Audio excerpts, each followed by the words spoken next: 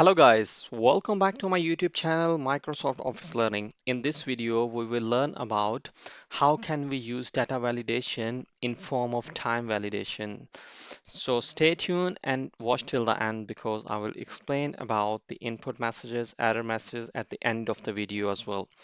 What's the shortcut key to apply the time validation? Again, I will select those cells and then press Alt A V a window will pop up again, time, select time, and then data between and the start time. Again, this one, press F4, enter, end time, select this cell, press F4, enter, and again, enter. It will apply time validation. If I try to type time outside this range, time range, it won't let me type. It will give me the error.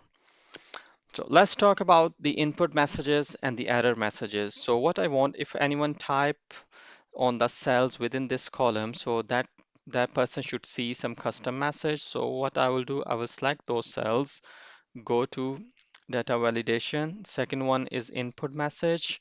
Now input message should be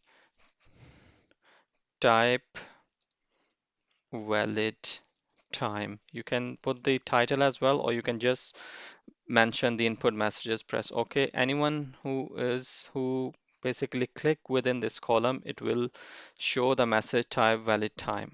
So second one is about error message. If I want user to see any error and along with error, it should see some message as well. So again, go to data validation and then error alert. It will stop. You can choose stop, warning, or information, or and then you can type the error message, type other time, press OK. Now, if I try to type any time beyond the range of this time, so then it will display me the error message as well along with stop.